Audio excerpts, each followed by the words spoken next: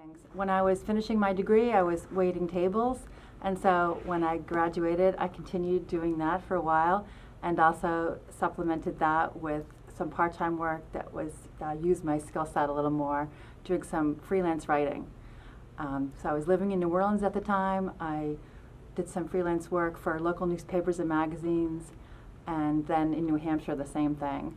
And I found a good niche with the personal essay. And one thing about that kind of writing is that everything is material, everything you do. So I had a part-time job one summer teaching English as a second language in Boston.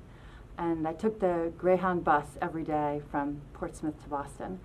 And just one day in that bus terminal, for example, I was seeing this microcosm of society, of mothers with toddlers and runaway teenagers, drug addicts, and senior citizens going to visit their grandchildren, and businessmen. And across the terminal runs a guy with a box that says, "Keep refrigerated, eye transplant." I mean, this whole microcosm of society right at the bus terminal. And that became an essay.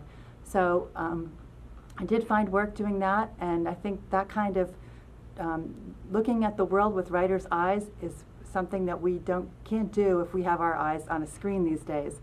So that served me really well until I went back to school to get my master's in writing.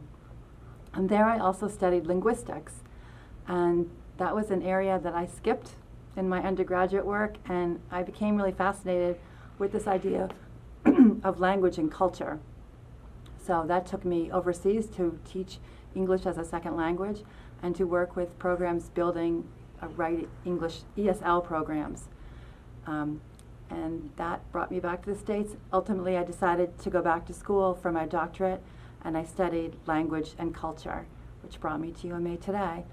But I would say along the way, I did lots of jobs, odd jobs, waiting tables, serving cocktails, pumping gas, selling timeshare condominiums on the street, anything to pay the rent. And all those things really informed me as a teacher and a writer and a human being. So I'm lucky to be where I am now, but all those jobs along the way helped shape myself as a teacher.